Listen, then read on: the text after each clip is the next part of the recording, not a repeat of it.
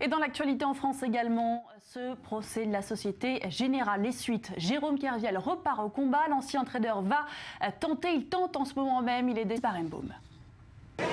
Recruté en 2000 par la Société Générale, Jérôme Kerviel intègre le pôle front office de la banque en 2005.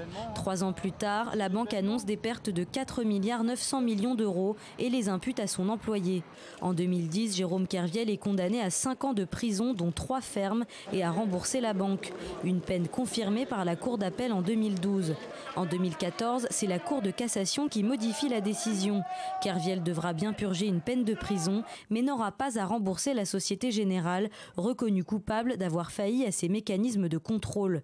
C'est la première fois qu'une juridiction reconnaît une part de responsabilité à la banque. Les intérêts de 5 milliards qui avaient été retenus sont aujourd'hui annulés et que la décision marque une première victoire dans la défense de Jérôme Kerviel.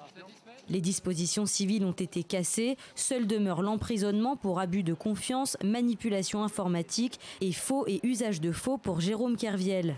Une décision contestée par l'ancien trader, alors en Italie, pour une marche contre la tyrannie des marchés entre Rome et Paris. Je suis serein et combatif. Tout le monde en a marre de ce système. Et voilà, je suis là pour le dénoncer. Et j'ai du monde a priori autour de moi pour le dénoncer avec moi. Et je maintiendrai la ligne, quoi qu'il arrive. Et s'ils viennent me chercher, ils viennent me chercher, mais il y a d'autres personnes qui sont là pour combattre.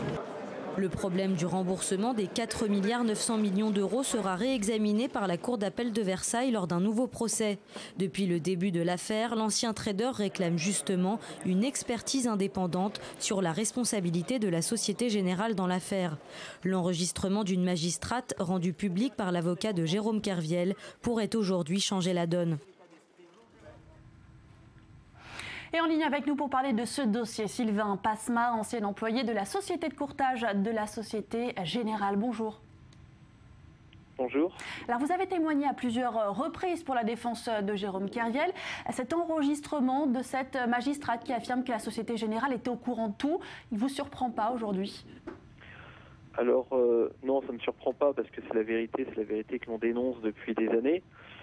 Et c'est bien et c'est courageux qu'il y ait des commandants de police comme le commandant Nathalie Leroy, qui est une culture de la justice réellement et qui fasse tout pour faire aboutir ce dossier-là. Et c'est même d'ailleurs très inquiétant la mesure où une commandante de police, pour se protéger et puis pour faire avancer une enquête, est obligée d'utiliser ces méthodes-là. Qu'est-ce que vous voulez dire par là? C'est une enquête qui est manipulée? C'est un procès à charge? C'est un procès à charge, tout à fait. C'est une enquête qui est manipulée et qui a mal été faite en 2012. Et en 2010, je veux dire, non, 2008 et 2010. Mais quand les enquêtes de Madame Nathalie Leroy ont avancé en 2012, suite aux informations que je lui délivrais ou qu'un autre de mes collègues témoins aussi lui délivrait, curieusement, en fait, ces enquêtes lui ont été retirées pour qu'elles soient classées 2 jours plus tard.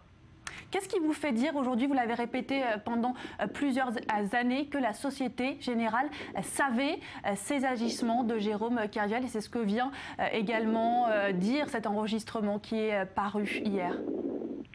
Tout simplement que l'activité de Jérôme Kerviel, la Société Générale fait mine de le découvrir le 18 janvier 2008.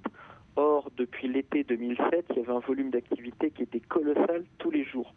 Ce volume d'activité-là a généré d'énormes transactions financières, donc il y a eu des appels de marge conséquents à régler. Ça a mis en surcharge les services de middle office, de back office, de contrôle de gestion et de trésorerie de la société FIMAT, donc du groupe Société Générale, et forcément par vase communicant de la Société Générale. Merci pour... C'est une chaîne de production, si vous voulez, qui s'est mise en marche pour faire du volume, de l'argent, du cash, tout simplement. Et que vous dénoncez aujourd'hui. Merci d'avoir réagi sur notre antenne, Sylvain Passemard.